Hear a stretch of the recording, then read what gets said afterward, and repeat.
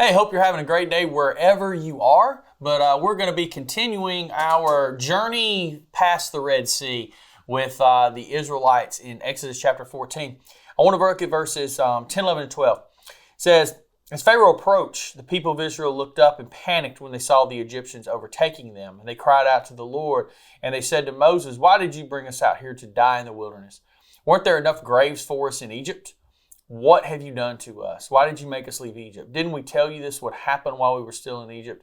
We said, leave us alone. Let us be slaves to the Egyptians. It's better to be a slave in Egypt than a corpse in the wilderness. I understand why they panicked. Here comes, they're basically unarmed. There's a lot of them, but you got to remember it's not all men of fighting age. You're talking about women, children, elderly people. I mean, it's the entire nation. All demographics are moving towards what we think of as the Red Sea, which actually I think is probably the Gulf of Aqaba is where they're actually, headed and located. But it seemed to them God had let them into a trap. But what they didn't see was the big picture. They didn't see that the trap was actually for the Egyptians. Moses understands this, but the people don't want to listen. And I kind of get it. They were afraid. I would have probably been afraid in this moment too. I think a lot of times we look down on them when at the end of the day, God's done a lot of good things in our lives too. Maybe we haven't seen the death of the firstborn or the plague of frogs, but we've seen God work in our lives. We've felt His provision. We've felt His presence. We know some things as Christians.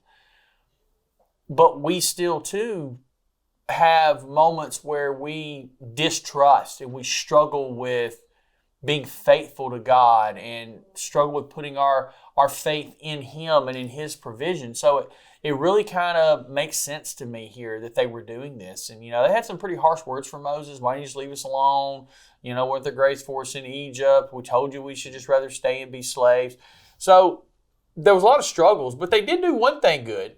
It says in verse 10, the last phrase in verse 10, they cried out to the Lord. That was a good thing to do. They did the right thing. And we find ourselves in a bad spot. Crying out to the Lord is the exact right thing to do. Now we should cry out to the Lord in faith for God's provision, for God's plan, for God's care. Like that's what we should cry out for when we're hurting in those moments. So I understand the people's reaction. I understand why emotionally they felt this way. But just because I feel a certain way or I can understand why they reacted that way doesn't mean it was the proper way to react. Just because I understand why you would feel the way you feel doesn't mean it's what God would have us do. So our faith and our intellect sometimes has to overcome our feelings and emotions. And we have to trust who God is. Think what the Israelites had seen. That's how they should have responded to God. You took us through 10 plagues. You can handle this too. That's how we should think about our lives. See you soon.